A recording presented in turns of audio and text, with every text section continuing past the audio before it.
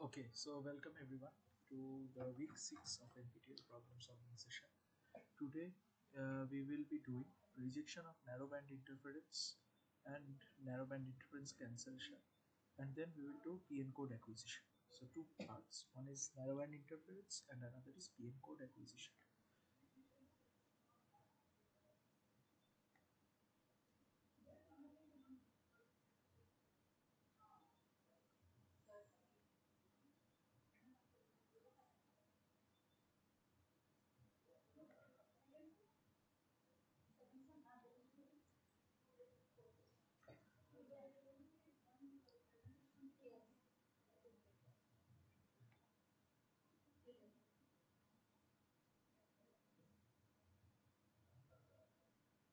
Okay, so today's topic is narrowband interference and its rejection.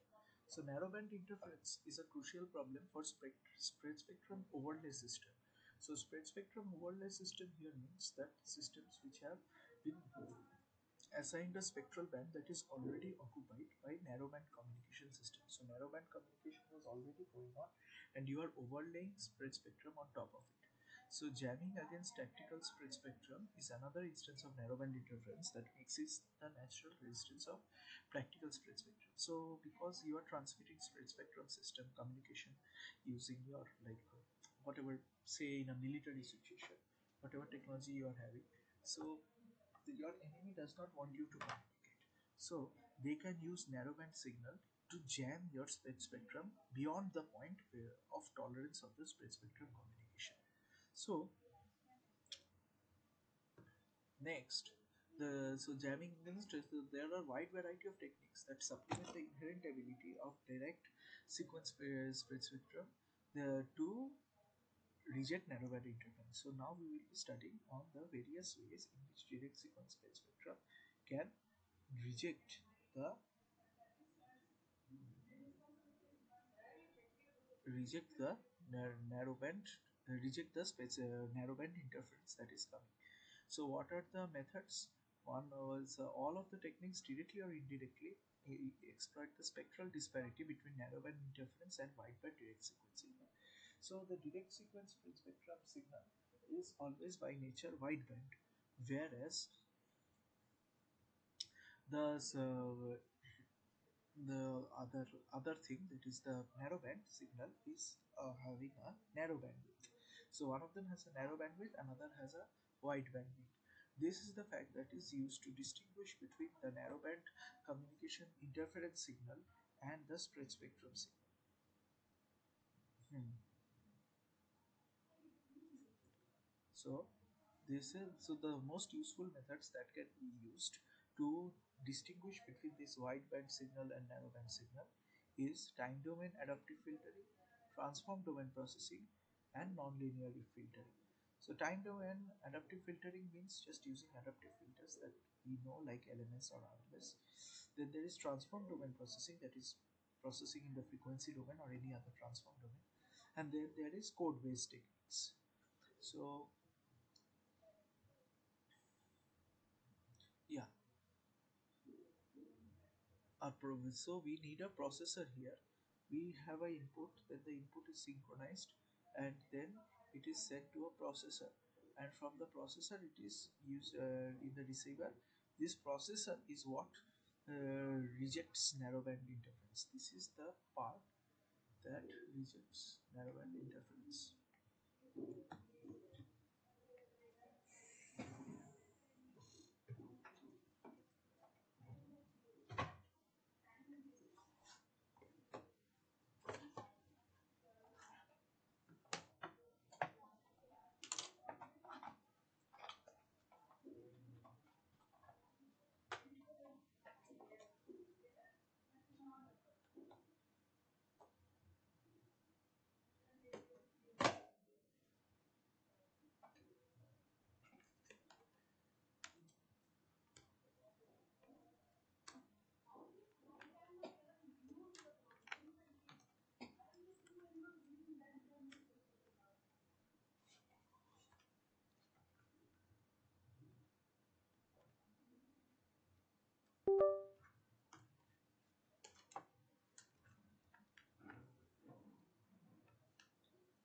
Next,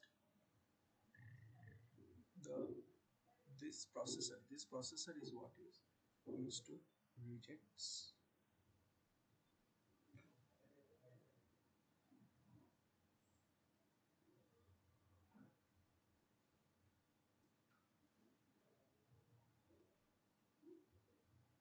Minutes.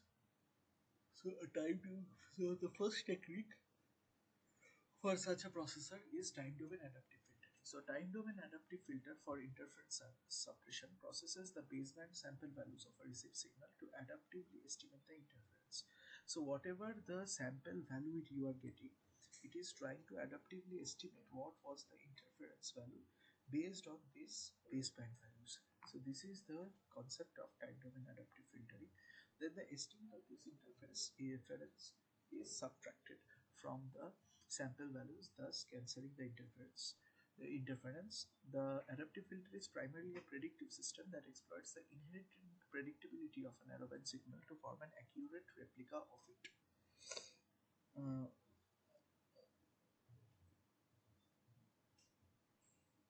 Further, when adaptive filtering, since the wideband desired signal is largely unpredictable, it does not significantly impede the prediction of narrowband signal.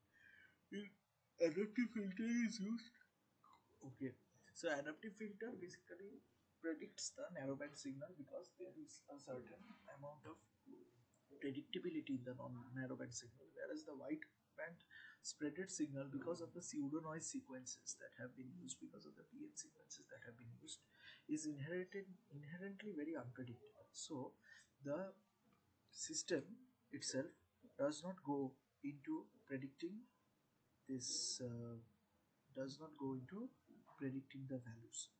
Thus, does not go into predicting these values. When thus it does not interfere with the prediction of the narrowband. So the wideband stays there in the background while the narrowband is getting predicted.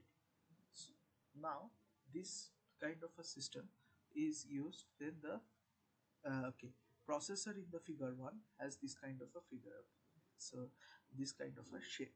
So there is an adaptive filter whose weights are getting adapted by the feedback, and these input samples are modified according to the adaptive filter and then passed on to the despreader.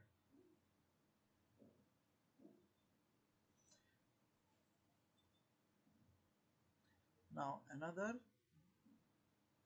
is the time domain adaptive transversal filter, where each tap output okay, so it is basically again an adaptive filter where the taps are controlled by the input. The filter is an interpolator in that it uses both past and future. So past and future samples are used to estimate the value that has to be subtracted, that is the interference value. The two-sided filter provides better performance than a one-sided filter, which is a predictor. So this transversal filter, which uses both the past like x1 to xn and the future xn plus 1 to x2n together, is something that gives a better result than the one-sided only past values which are used in adaptive filtering.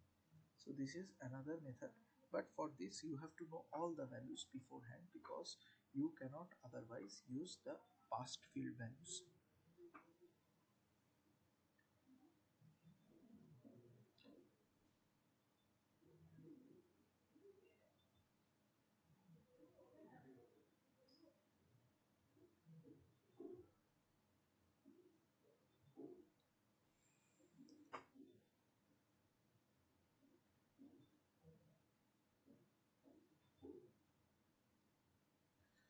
So according so now we will go into the mathematics of this time domain adaptive filtering.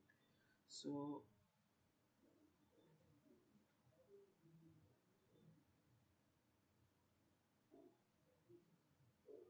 the adaptive filtering in time domain is basically the weight vector this.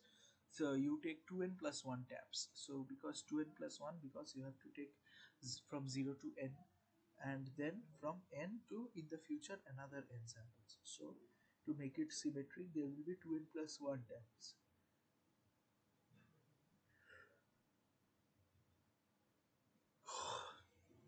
Now since coherent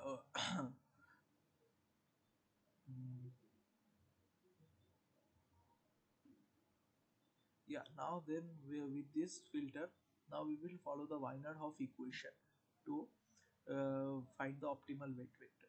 And once we have found the optimal weight vector, we will update it using the least mean square algorithm. So basically, whatever the weights are, it will be updated according to the LMS rule, where you update the weight according to the coefficient that minimizes the square of variation between the past sample and the present sample. So it is taking small steps. Hmm.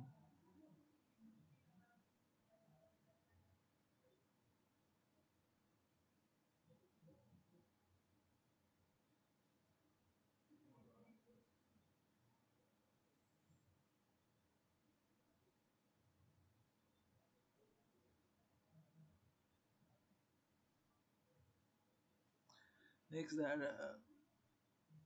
okay, the adaptive filter, the adaptive transversal filter shown here is inhibited by the presence of direct sequence components in the filter input vector. These components can be suppressed by using decision directed feedback. So that is let's yeah. Now we will go to the next topic, that is the rejection of narrowband interference by transform domain processing.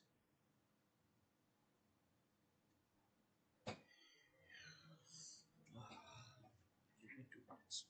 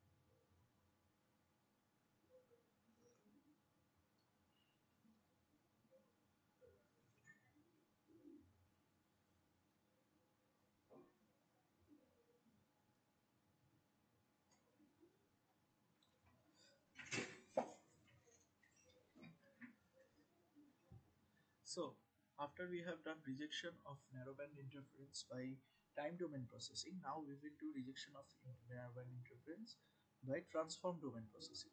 The input of a transform domain processor is a continuous time receive signal that feeds into a real-time Fourier transformer implemented as chirp transform processor.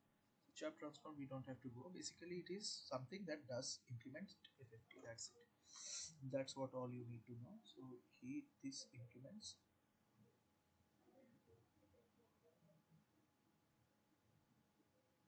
FFT, and this implements IFFT.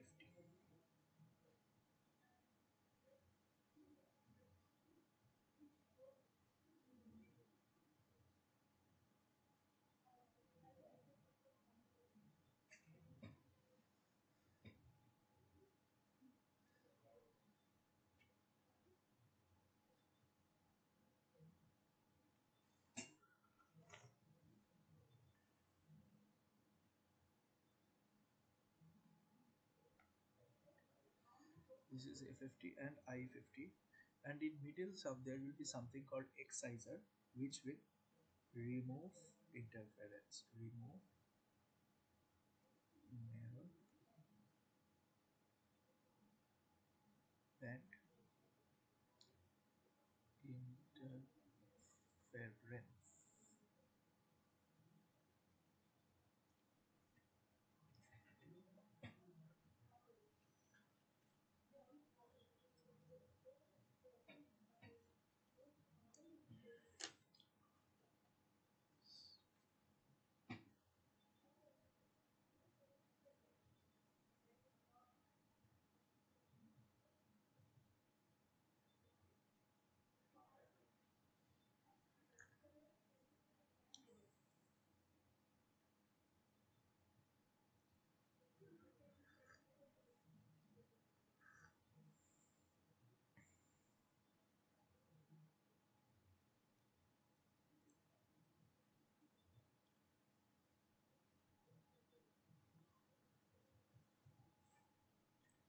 The transform is selected, so the transform domain, so the forms the of the desired signal and interference are easily distinguished. Ideally, the transform produces. So we have to choose a transform. It does not need to be Fourier transform. We have to choose a transform which will best distinguish two signals that are narrowband signal and spread spectrum signal. So say as an example, if they are separated by velocity, the narrowband signal is generated in a static velocity channel, whereas the wide spectrum channel is in a mobility channel. Wide spectrum communication is in a mobility channel. Then it is not suitable to distinguish them in Fourier domain. Rather, we should be distinguishing them in Doppler domain. Like that, the transform domain has to be chosen such that the interfering signal and the actual split spectrum signal can be easily distinguished. Ideally, the transform produces interference components that are confined to a few transform beams, while the desired signal components have nearly the same magnitude in all the transform beams. So basically, the transformer should be able to isolate the interference within a range of the transform domain values.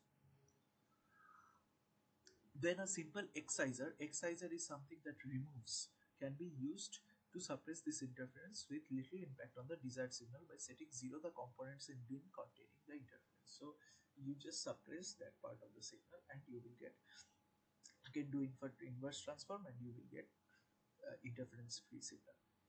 The decision as to which beans contain interference can be based on comparison of each component to a threshold. After this, so we compare to a threshold, we compare every bean value to a threshold, and whichever is higher or lower than higher or lower than a particular threshold is considered to be affected by interference, and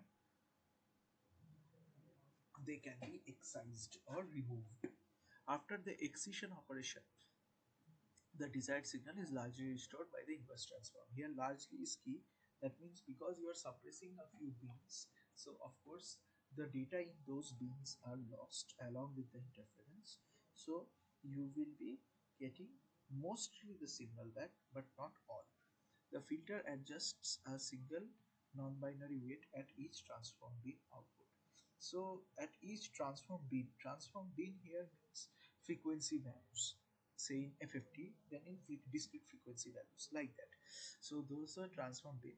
So each of these transform bin, that is the value in the transform domain, x value, x-axis value in transform domain, will have a particular weight, and the ones which are detected to have interference will have their weights reduced to 0.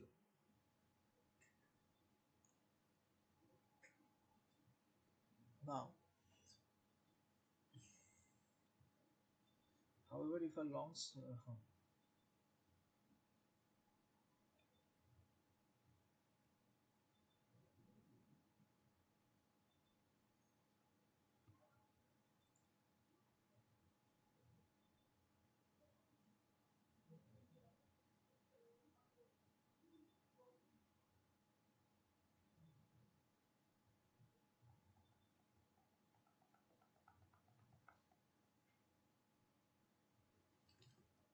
however if a long, okay, so much better performance, the decision as to which pins contain, huh. So this will provide much better performance against stationary narrowband interference by using a transform domain adaptive filter.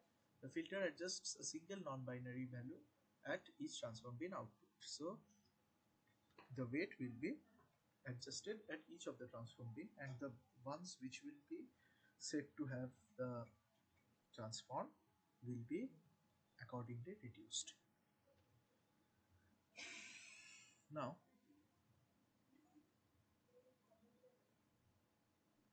if the direct sequence signal uses the same short splitting sequence for each data symbol, and each processor input block includes the chips for a single data symbol, then the described signal transform may be stored in a read-only memory. So if the direct signal sequence signal uses the same short spreading sequence for each data symbol, and each processor input block also includes the chip. So because you have the chips and the chips are known, so you can be it can be easily stored.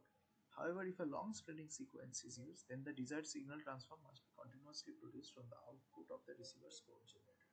So if a long spreading sequence is used, then you have to do one by one online rather than offline.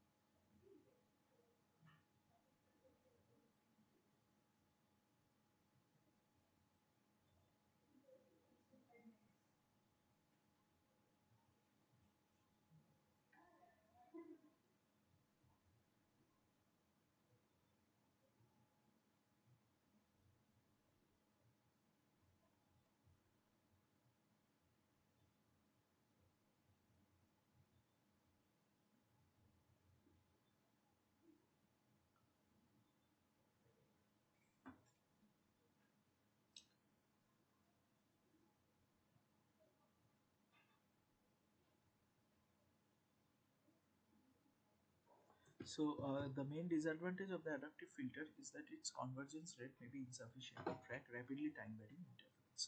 So the adaptive filter convergence rate, so the adaptive filter, of course, in both time domain and frequency domain, this is a problem, that adaptive filters have to iteratively come at the prediction. So if the iterations take hmm, hmm, hmm, and yeah, and iterations go on for a long time, then of course you have to take that as a disadvantage, and we have to adjust accordingly. A transform that operates on so a transform, now we come to the mathematical analysis of it. So a transform that operates on disjoint blocks of n input samples may be defined in terms of n orthonormal n component by basis vectors. So basically we are defining the basis of the transform function. This you can multiply with any of the transform signal, any of the received signal, to get the corresponding transform signal. Hmm. So the orthonormality, now each of the components of the basis vector must be orthonormal to each other. That means if their product is of the same index, then it is 1, else it is 0. and before product, since it is complex, you have to do a Hermitian complex function. So the input block is this x1 to xn. So the input can be expressed in terms of basis like this. So ultimately this basis, so if Fourier transform is used, of course this basis becomes e to the power j 2 pi k n by n. So that is the Fourier transformer. So that Fourier transform becomes becomes the basis. So the transformer extracts the vector.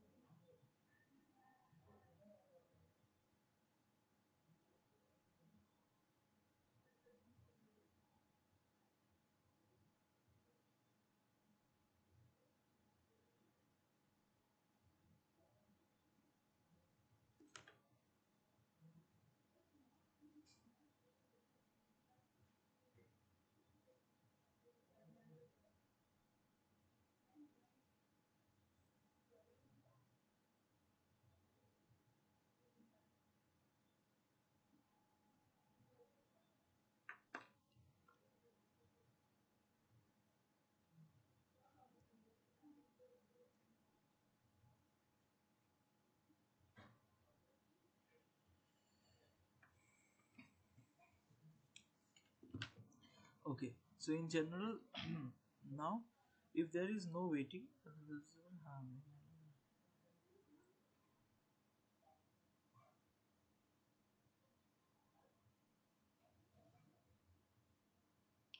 so, and then there is the despreading operation, which is the spreading sequence. You take the spreading sequence P and you have to multiply it back. So you can do the spreading sequence and the transform domain filtering together to get so the despreading. So this transpose of the spreading you will multiply to get the despreading operation. So you can do the despreading and the transform domain filtering together in the transform domain.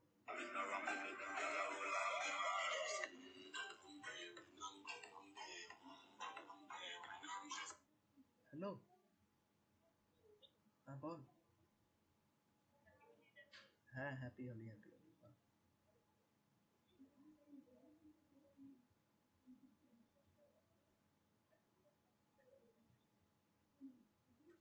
আচ্ছা, unknown কি থেকে?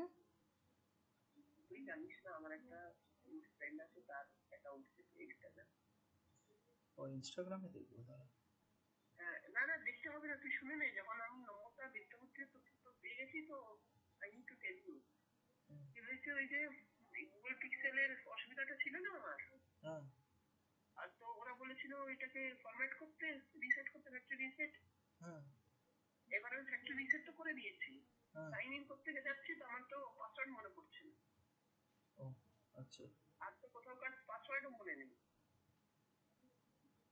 ওকে, আর second problem যে IRCTC তে মনে আছে যে দুর্গাপূজার পরে পরেটা আমার পাসওয়ার্ড। আচ্ছা শোন না, বলছি আমি এখন ক্লাস নিচ্ছি তো, আর্জেন্ট কিছু না থাকলে পরে আর কল করছি। হ্যাঁ ঠিক আছে, রাত্রে ফোন করিস, কিন্তু করিস ভাই, না তো আমি রাত্রে ফোন করবো, কারণ আর্জেন্টই রাত্রে ফোন করবো। ঠিক আছে, ঠিক আছে। So, so after we have done the transform domain, so in transform domain basically you have to transform, then you have to use a adaptive filter, same as time domain, but this time you have to do the adaptive filter in transform domain, and then of course you have to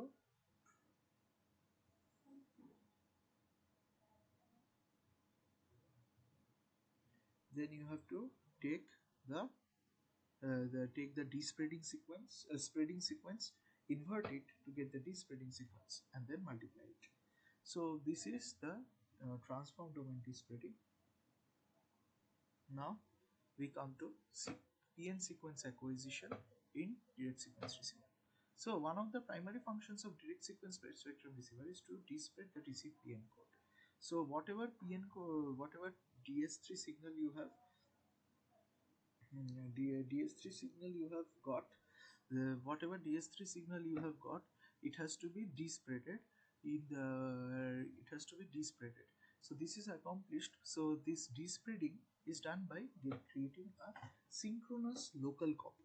Now generating the synchronous uh, local copy for the PN sequence that has been applied at the transmitter. Mhm. Applied at the transmitter uh, then applied at the transmitter. So that is a big challenge. So it's to synchronize it, because if you miss by even one bit, then your entire message goes for a toss. So this is accomplished by generating a local replica of the PN code in the receiver, and then synchronizing this local PN signal to the one which is superimposed on the incoming waveform. So this is the simplest way. So you just generate locally the exact PN code, then you multiply to get the actual PN sequence, actual message sequence. But generating synchronously and locally a PN sequence that has been applied at the transmitter is easier said than done.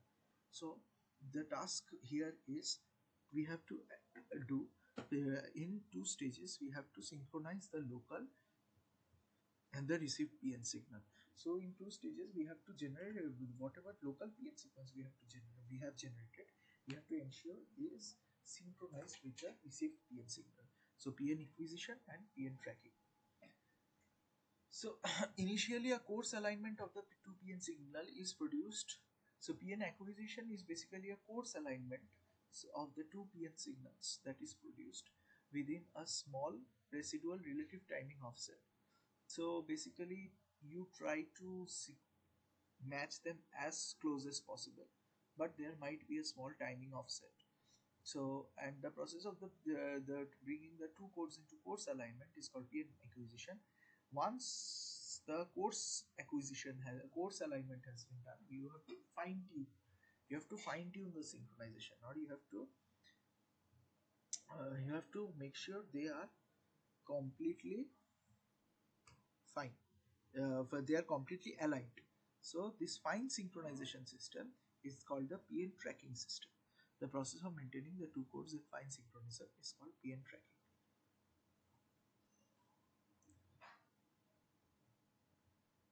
So now we will focus on PN acquisition. Later we will take on PN tracking. So PN acquisition means the course alignment of PN codes with their transmitted codes.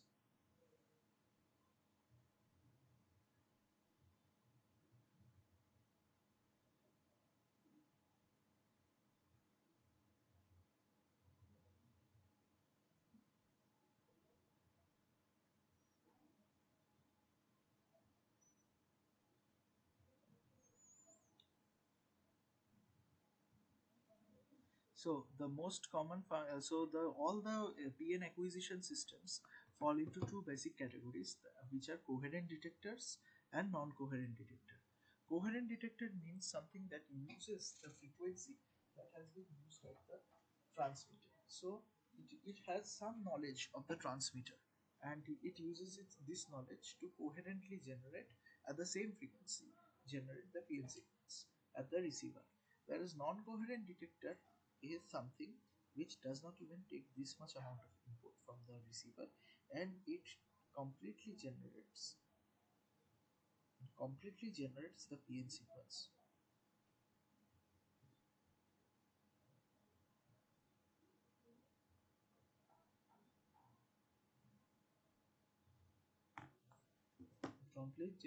Generates the PN sequence. So the most common found acquisition system for DS3 receivers is the non-coherent detector.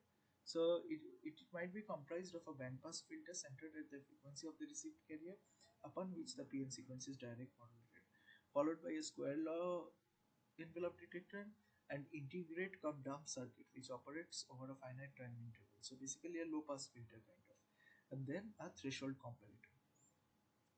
So why is non-coherent detector most commonly found? Because the despreading operation takes place ahead of carrier synchronization.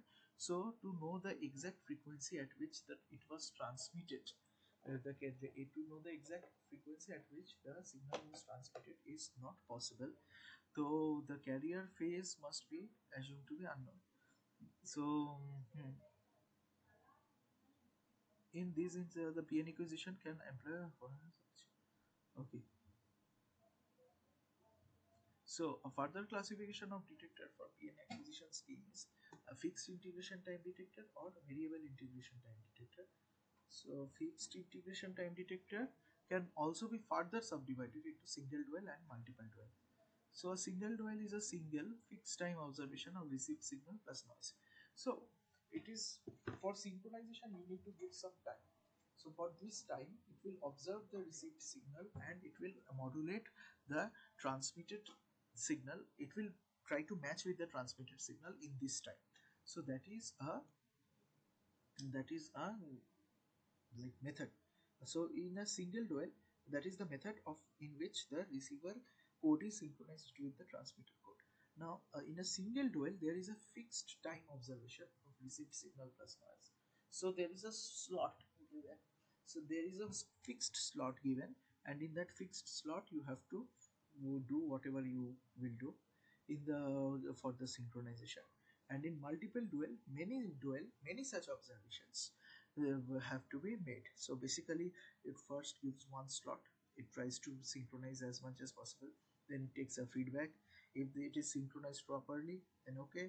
If not, then it will synchronize further for another time slot.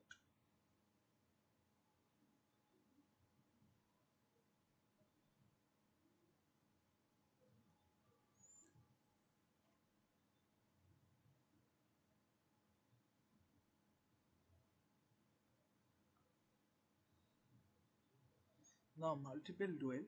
So this is multiple dual.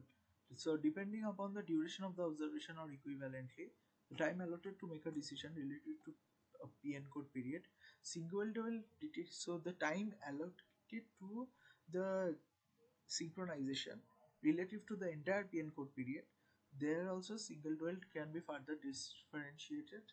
So basically whether it takes a long time or it takes a short time. Multiple dual detectors differ from one another in the way in which additional observations are used to verify the temporary decision made based on the first observation.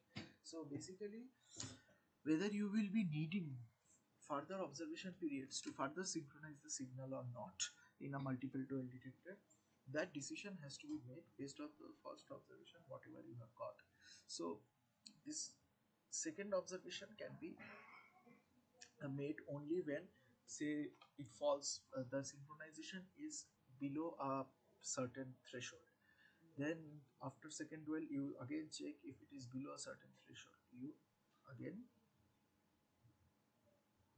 again take the slot. You again take the slot and further synchronize. So the additional duels in comparison with threshold testing are used in accordance. So you do a threshold testing. So in multiple code phase, for the verification typically falls into the verification mode of operation of the detector. Uh, the verification mode of operation of the detector typically falls into one of two categories. In multiple dual acquisition system, a code phase position is immediately rejected or dismissed as corresponding to an incorrect synchronization. A code phase position is immediately rejected or dismissed. So whenever it fails, you immediately dismiss it. That is in a search loss strategy which require repeated threshold testing of a given dual output or use a majority logic type. So you synchronize multiple times and then whichever is the majority decision, you do that. So that is which is the majority decision. Based on that, you either accept or reject the synchronization. If you reject the synchronization, you will need another period. So this is multiple dual.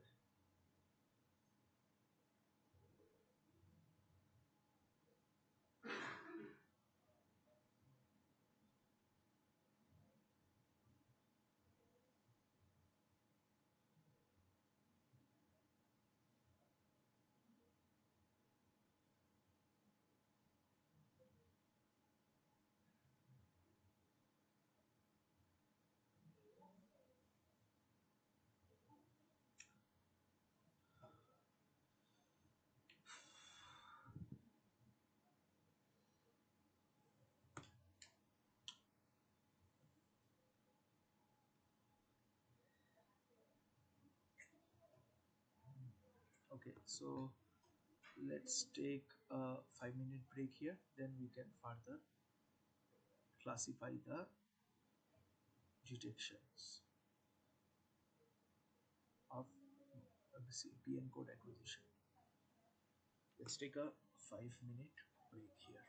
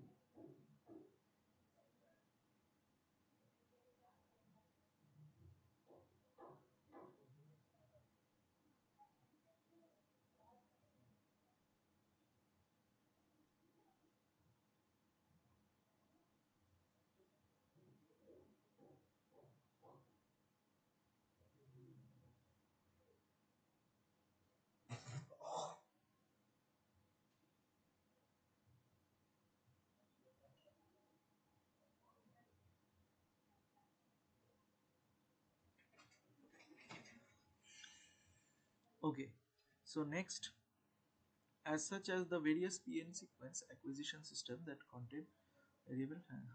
So now that we have classified them according to the detection technology, now we classify them according to the detection rate. So a high decision rate detector, it is used in matched filter. It refers to those structures that make their decisions on out of sync code phase offsets between incoming and local codes at the PN code chip rate or an integer multiple of it. So it refers to those structures that make their decision on the out of code phase offsets between incoming and local codes at the PN code chip rate or an integer multiple of it.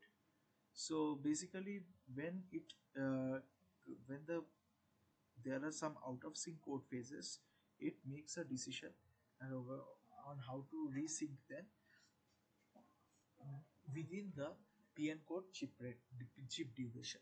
Whereas in a low decision rate detector, which is so within the duration of the chip code only, it is making the decision of the tuning. Whereas in a low decision rate decoder makes the same decision at a rate significantly slower than the code chip rate. As such, many structure employ little or no verification. To complete the classification, we further categorize them according to criteria used for deciding between in sync and out of sync hypothesis.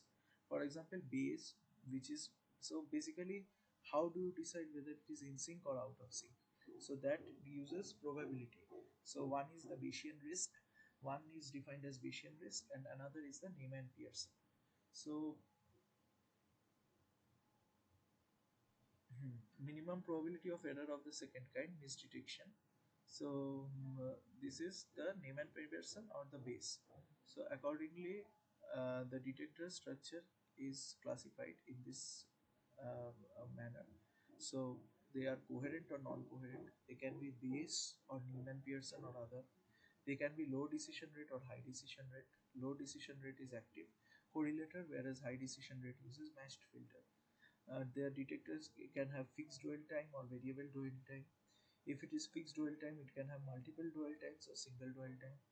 So if it is multiple dwell time, one is verification with immediate rejection and another is verification with no immediate rejection. So multiple dwell time, if you do verification, you might immediately reject and do a re-evaluation based on the new dual, whereas for this verification with no immediate rejection, then even if it is out of sync, you wait for others and you take the decision later.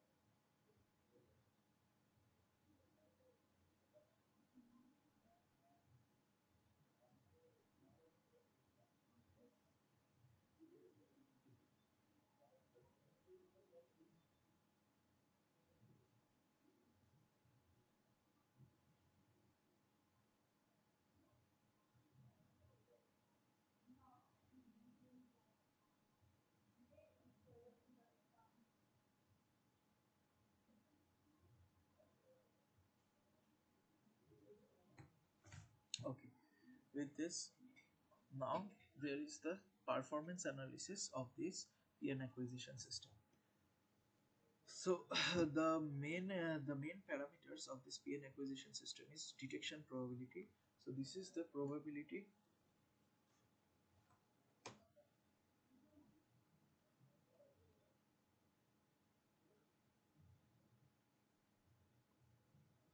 of detecting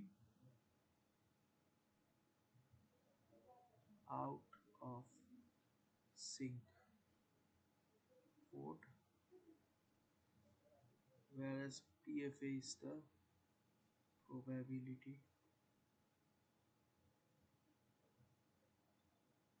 of false alarm and dwell time.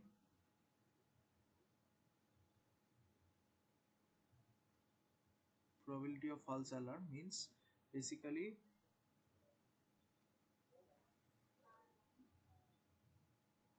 this false alarm probability, rather let's define it in a proper way.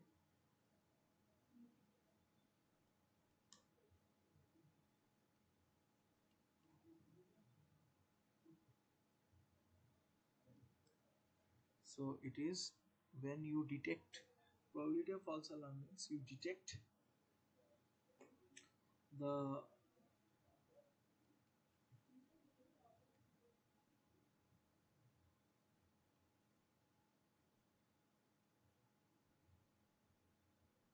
you detect the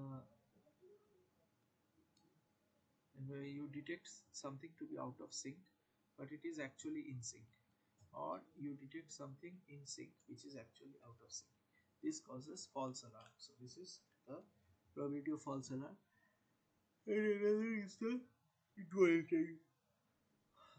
It would appear, say, for specified values of detection probability and false alarm probability, one could arbitrarily select the dwell time to achieve any desired mean acquisition time. Upon closer examination, we find that indeed it is not possible, with the fallacy lying in the fact that for a given PFA and pre-detection signal to noise ratio, PD is a function of TD. So basically, for a given false alarm probability, we cannot minimize the dwell time in the PFA because the PD, or the detection probability, will be a function of the probability, a function of the dwell time.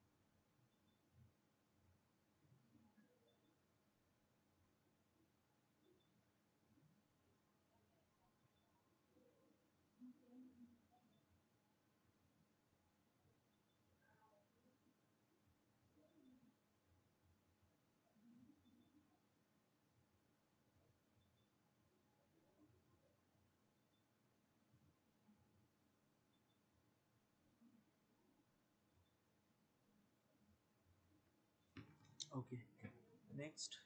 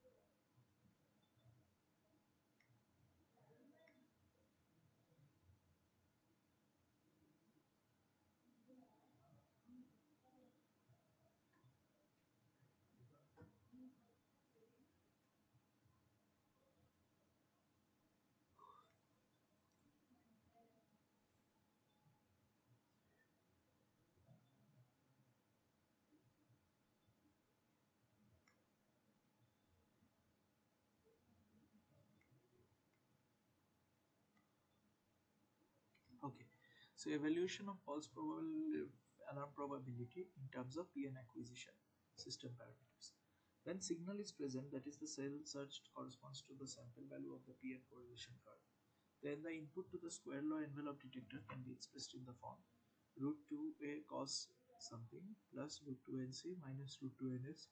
So it's the signal, you have the signal and the noise you divide into I and Q components, and you have the final signal like this. So this is the RT is the envelope and theta t is the phase of the signal.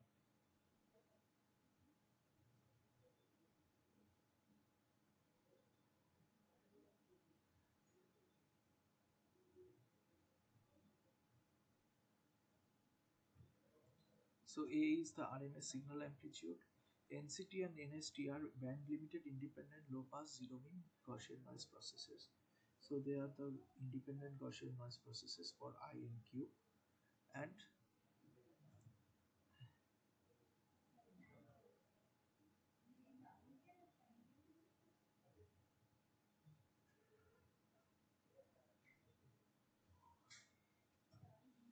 so the output of now, if you pass this through a square law envelope detector, the output will be, you take a square and you will find A plus NCT. So the amplitude plus the in phase noise signal component whole square plus the out of phase noise component square,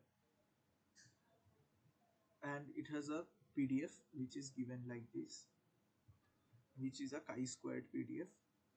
Now in the absence of signal, it is a central chi-squared PDF.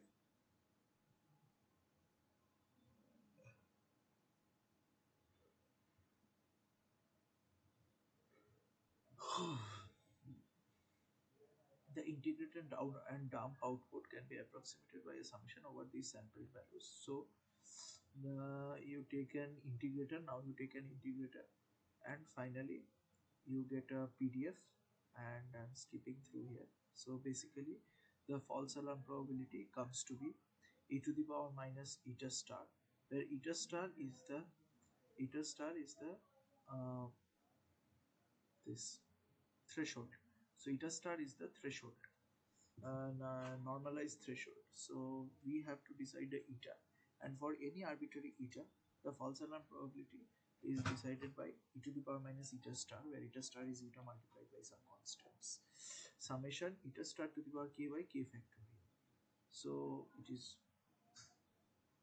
kind of e to the power minus eta star only. This part is truncated version of e to the power minus eta star.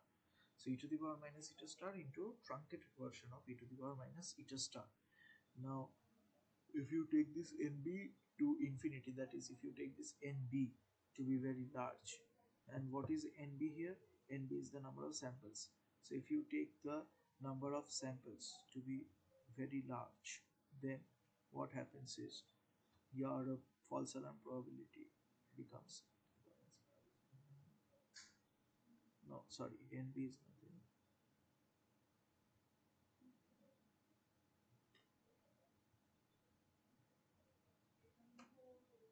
Sorry, NB is the product of bandwidth and dwell time. So NB is the product of bandwidth and dwell time.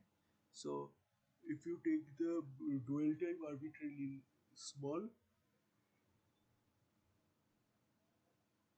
then you can make eta star arbitrarily small. Then so if you make dwell time small, for a small dwell time, you can have minimize the probability of false alarm. Now the detection probability is the probability that Z exceeds the threshold eta when the signal is present. So now we have to find the cumulative distribution at the threshold eta. The probability that it exceeds eta is basically 1 minus the cumulative distribution. So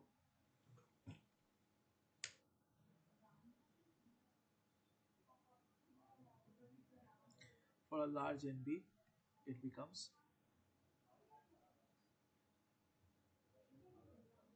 something like the Q function. So it becomes a Q function of the dwell time and the false alarm probability. So the probability of detection is basically a function of the dwell time and of the false alarm probability. So these three variables are not independent.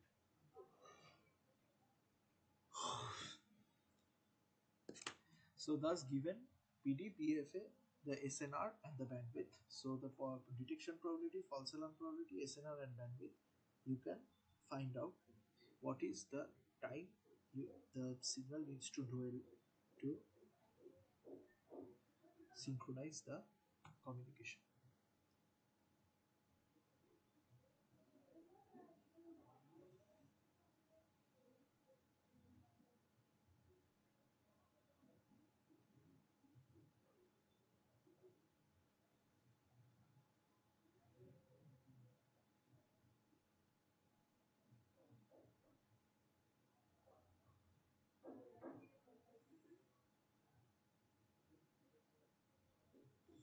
Now I will be going through the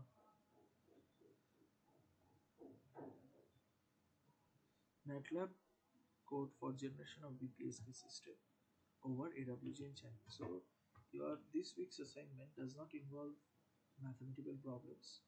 Instead, it has MATLAB code writing for BER generation of BPSK system over AWGN channel.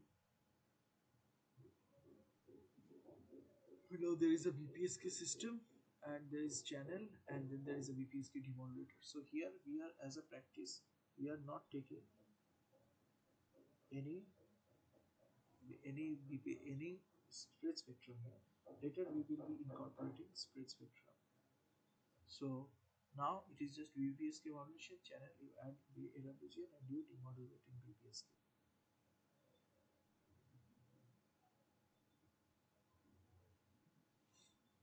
So the BER generation over BPSK is what you do. You clear the field, then you initialize the number of bits and the range of the SNR values over which you want to simulate the BER, and then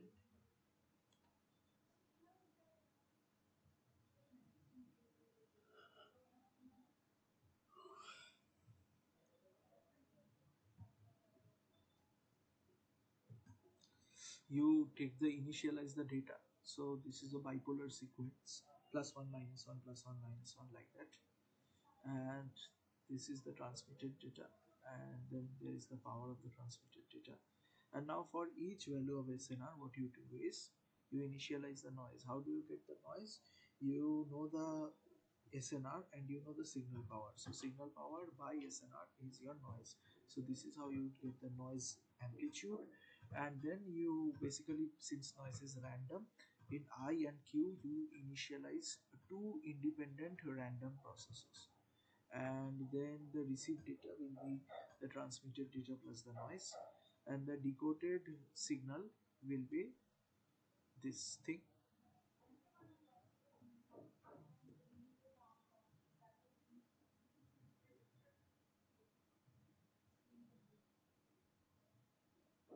So the decoded signal will be this thing. So you do a demodulation of the BPSK.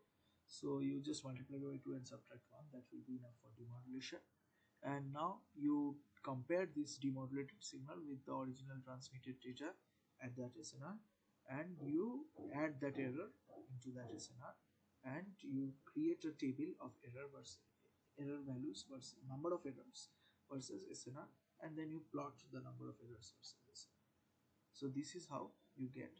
Now this is the basic code. Now what happens is, if you do this, oftentimes because noise is random, so you are not averaging over the noise, so the BER value is not following a proper BER value is not following a proper waterfall curve like we expect. Instead it is jagged, it is going random. So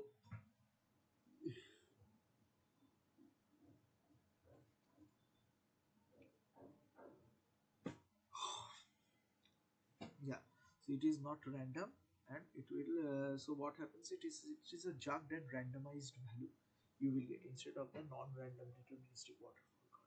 So to average out the effects of this randomness, what we have to do is we have to run Monte Carlo simulations. So we have to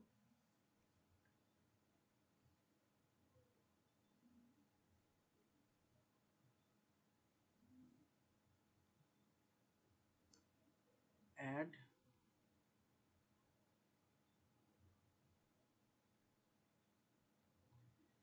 Monte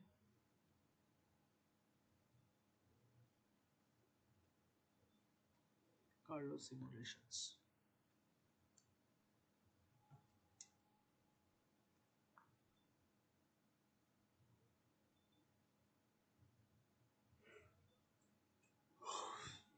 So if you don't get a smooth curve, you have to do Monte Carlo simulation. Now, what do you do in Monte Carlo simulation?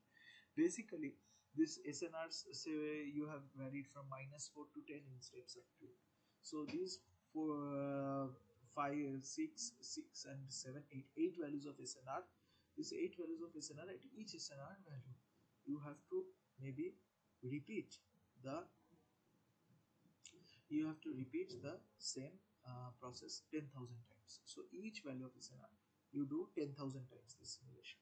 So what will happen is, because the randomness will be average out in 10,000,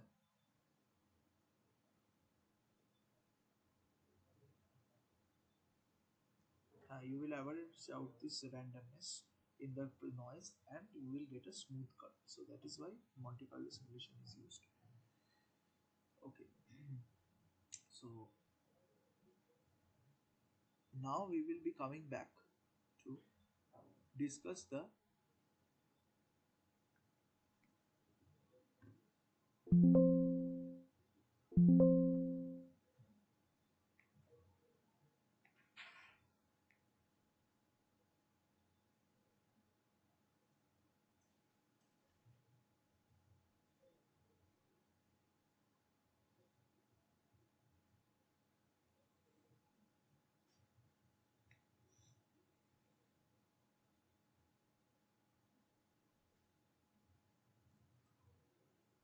effective probability of detection.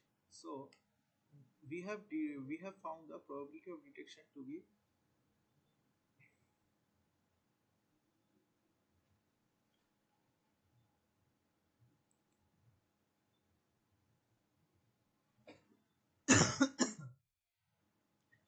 we have found the probability of detection to be Q function of the probability of false alarm and the dwell time and SNR and bandwidth.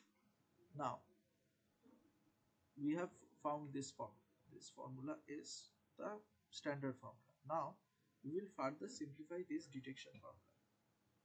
Huh.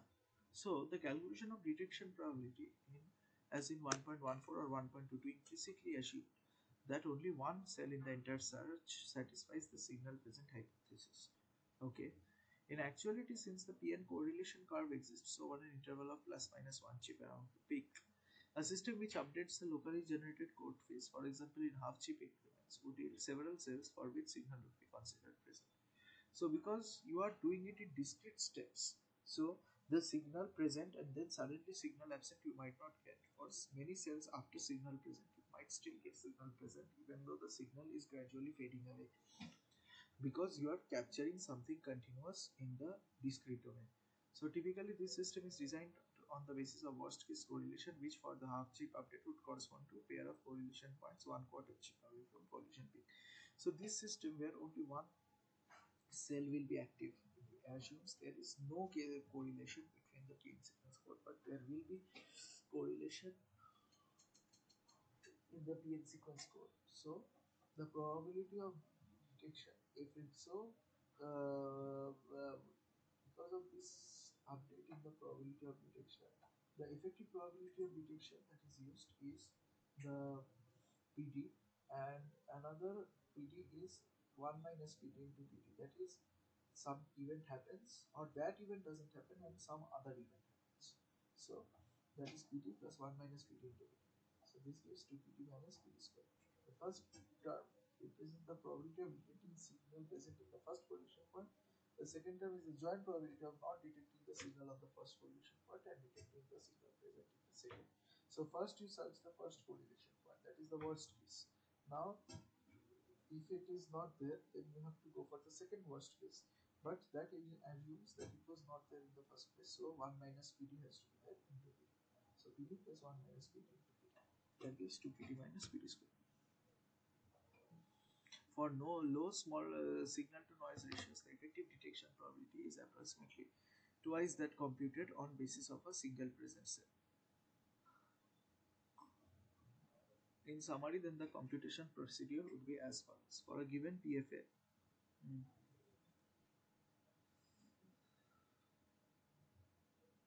so this for a given PFA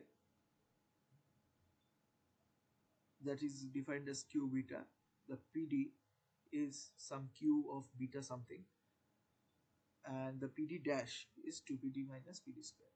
So the PD is there is Q, and you just put that Q value in the Q minus Q square format, and you will get the effective PD.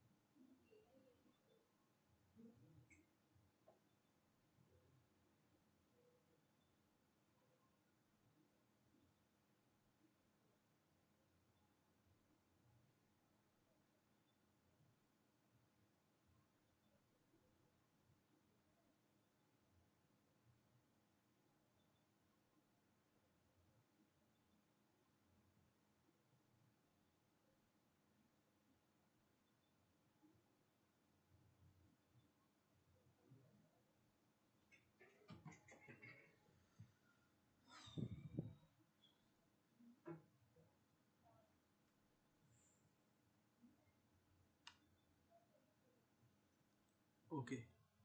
So once that is done, now we will do a false alarm probability.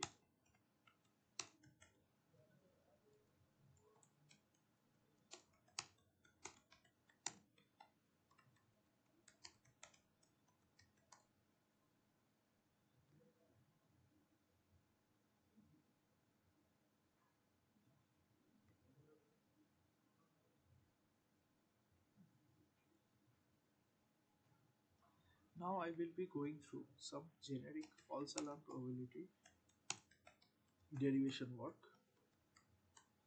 So we have done false alarm in a context of spread spectrum, but if someone is having any difficulty in getting what is false alarm, so we will be going further into details of false alarm probability for the rest of the class. So false alarm probability comes under detection theory. Here detection means we are detecting whether something is present or not. So we are making an hypothesis that it is not present, and then we are, or it is present. We are making a hypothesis that it is present, and then we are testing against the hypothesis whether our hypothesis is mostly wrong or mostly correct. Mostly because you can never be sure. So you find out the probability of that hypothesis being true, and if that probability is above a certain threshold which is set by you, how much you want confidence in your result, then based on that you can make your decision. So we wish to, so this is used to decide whether when a receiver is receiving, whether it is receiving signals or it is receiving noise. So a receiver is always on, but when does it, how does it know when it is actually receiving something and when it is just getting noise? So that is where detection theory comes in. Detection theory basically analyzes the received signal and works out a detection probability, and it detection probability for the hypothesis, and then based on that, if that probability is above a threshold, it says that the signal is there. If not, the signal is not there. Now there might be a case whether when your signal is not there, but you are saying that the signal is there, you are creating an alarm that signal has come, but the signal is not there. So what you are creating is essentially a false alarm. So this is known as the false alarm probability. So false alarm lies in this situation where you have 1 minute.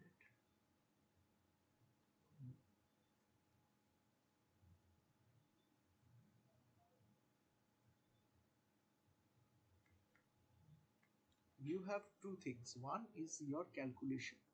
Signal is predicted to be present. Signal prediction. And another part is the actual reality, the actual signal. So both of them will have binary states. The signal prediction, you might predict that there is no signal, only noise, or you might predict that there is signal. Similarly, actually there might be no signal,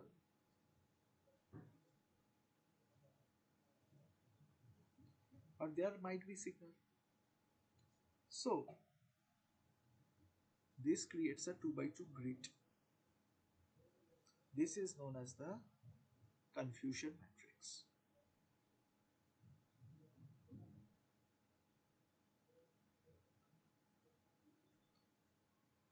So say you do 10,000 observations. So n number of observation. N is the sample space. N is the number of observations. So if you do n number of observations, then n is your sample space.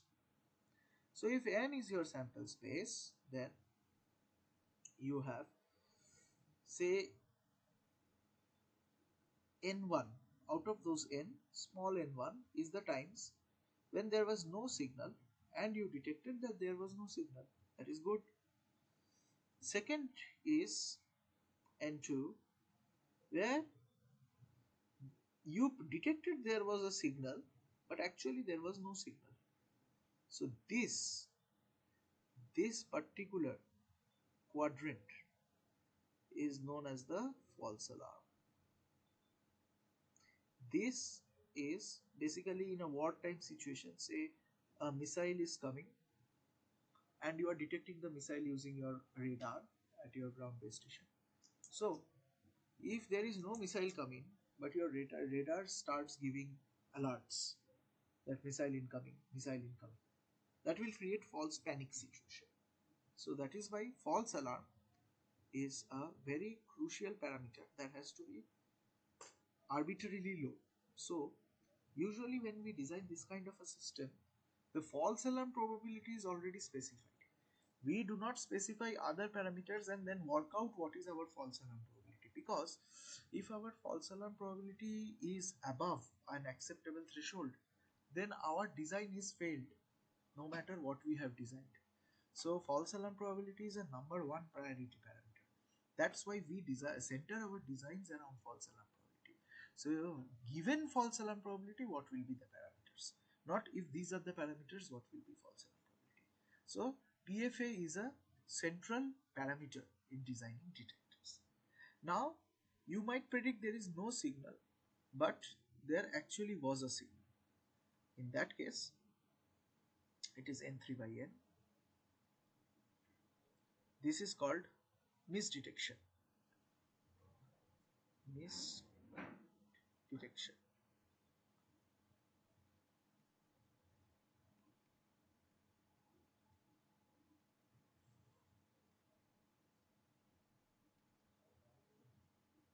N3 by N. Now N4 by N is there is signal, you detected there is signal. So you see N1 and N4 are your good cases. This is what you want. Ideally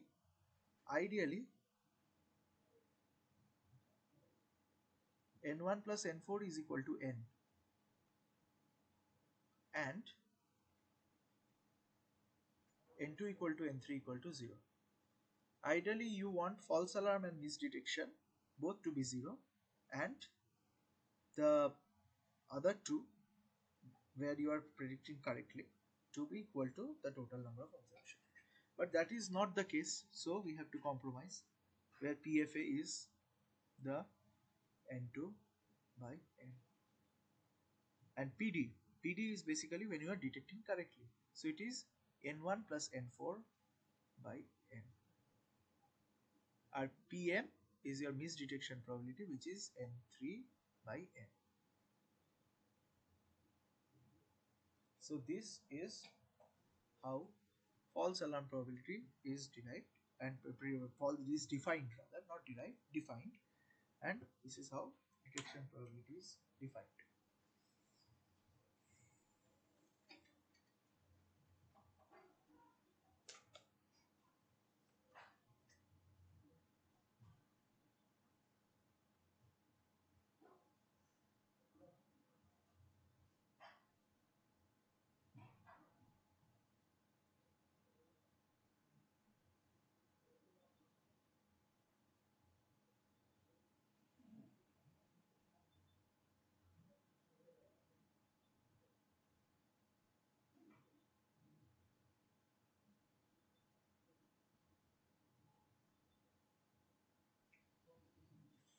Okay, so that will be all.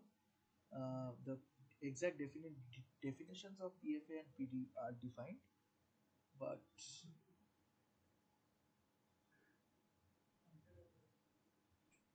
the exact definition of PFA and PD are defined in the spread spectrum context in this PDF, in the PDF that I have shown, and I will upload duly. But the definition of PFA and PD derives from this confusion matrix. So that will be all for today.